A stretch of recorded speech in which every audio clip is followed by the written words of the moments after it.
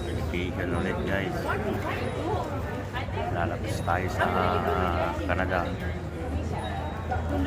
Ito ang mga kasama ko, si Boss Ruben. Yan. Nagpapagwapo daw para pagtanda niya kita niya pa rin yung gwapong mukha niya. Yun naman yung kasama namin kumakain. Dito kami sa duty free.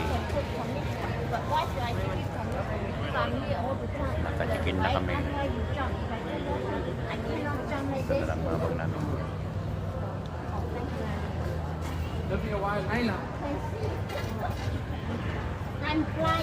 That's okay. Sa hirap ng trabaho,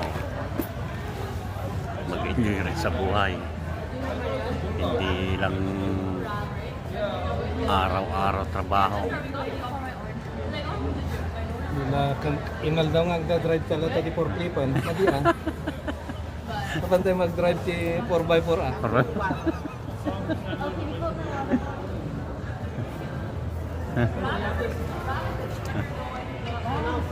Guys, hindi daw forklift na lang yung green-drive namin.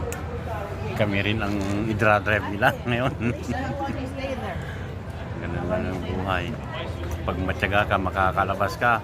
Pero pag tamad ka,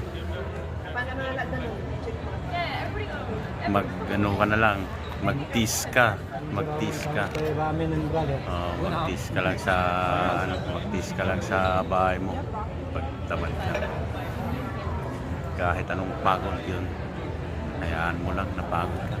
Kasi pag nagbakasyon ka, sulit din. Ganun lang. Walang mayaman sa amin, pero sinasakripisyo lang namin mamasyal para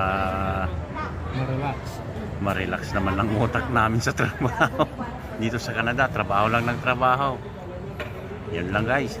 Bye-bye na. God bless.